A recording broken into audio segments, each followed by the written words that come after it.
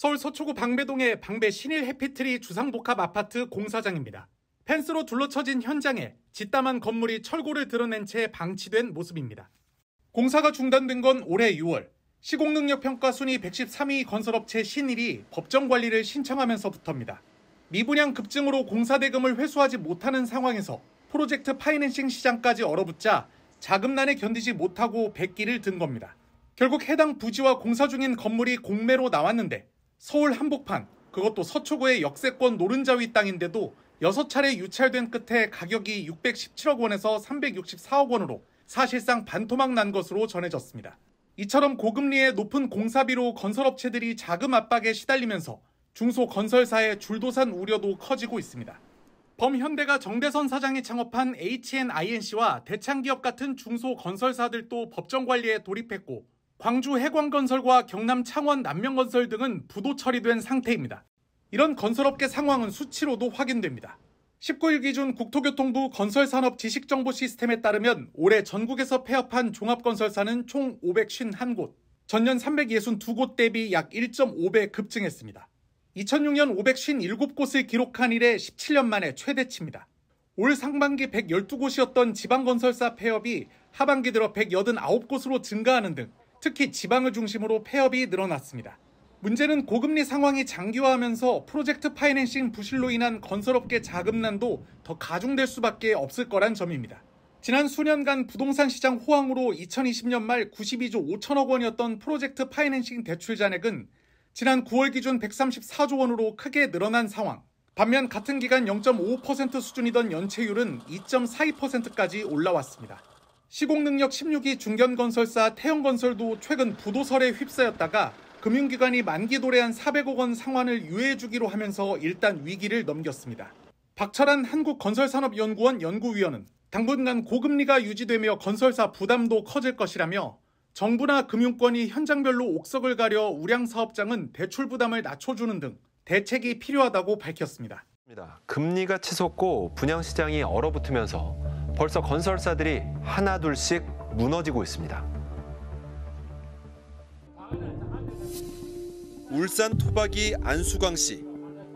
아침에 일어나면 창 너머 아파트 공사장 크레인부터 살핍니다. 어떤 날 돌아가면은 좀 작업 하나 씹어보니까 그게 아니고 저거는 바람에 따라서 움직이면 이래 바람 따라 움직이는 모양이라. 6개월 전 크레인이 멈췄습니다. 시공사가 부도났습니다. 공정률 33%, 27층짜리 아파트가 8층에서 멈췄습니다. 안 씨 부부는 속이 탑니다. 내년에 입주하기로 했던 아파트입니다. 중도금 딱 내고 3차 중도금 내는가? 그래 내고 나 그 이튿날 딱 부도로 내보는 기라. 사람이 막 어떤 데는 막 생각해요. 막 죽으면 해결할 수 있다 하면 막 죽고 싶은 생각도 들어. 부도난 건설사는 시공능력 110위권의 신일건설. 이 회사가 짓던 서울 방배동, 전북 완주, 제주 중문 등 전국 11곳 공사 현장에서 동시에 문제가 터졌습니다. 건설사가 어렵다 해도 우리 사업장이 설마 이렇게 될지 않을까 걱정 안 했습니다. 근데 갑자기 이렇게 되니까 황당하죠. 위기는 중견 건설사로 확산되고 있습니다. 지난 9월 대우산업개발이 부도 처리됐습니다. 아파트 브랜드 이안을 가진 시공능력 75위 건설사입니다. 충남 천안에 짓고 있던 이안 아파트도 공사가 멈췄습니다. 저기 18층에 청약이 됐습니다. 고층이네요. 네네네. 전망도 잘 나오고. 네. 얼마나 좋겠어요. 들어가서 보면. 근데 못 들어가지도 못해요 지금. 완공을 넉 달 앞둔 상황이었습니다. 답도 없어요. 네. 진짜 미쳐버리고 있어요. 네. 이게 사실 새로운 내 보금자리에서 새로운 가정을 꾸리고 함께 행복한 생활을 해야 되는데 이게 점점 이게 물거품이 되는 거잖아요. 이 30대 가장은 웃돈 4천만 원을 주고 같은 아파트 분양권을 샀습니다. 아파트 값이 고점을 찍은 2021년 겨울이었습니다.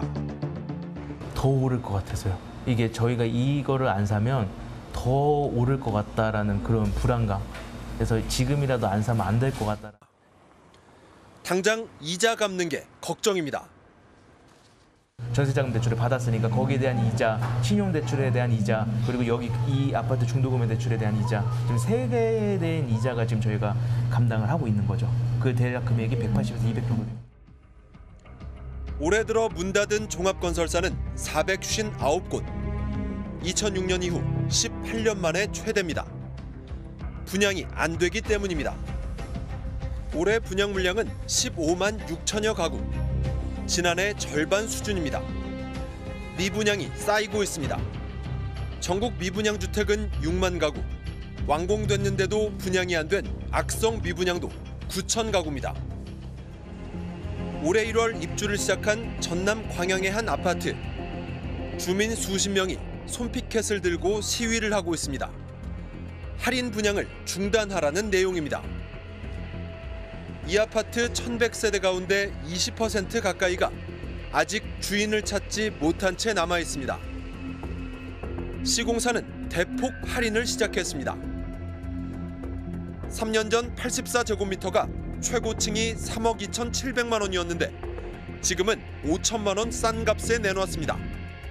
비싸게 다 주고 입주한 사람들은 잔뜩 화가 났습니다.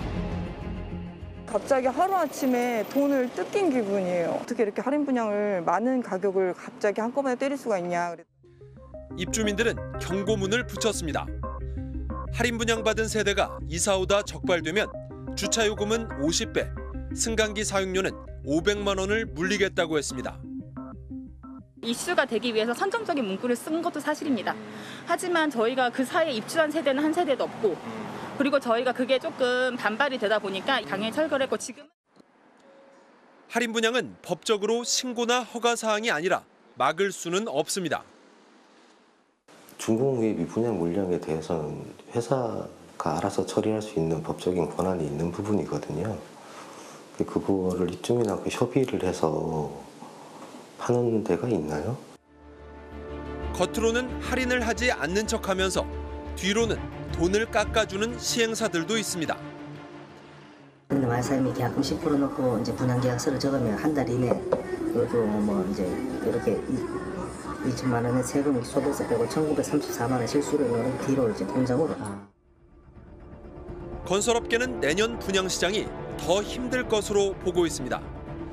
아파트 분양 전망 지수는 석 달 연속 내림세입니다.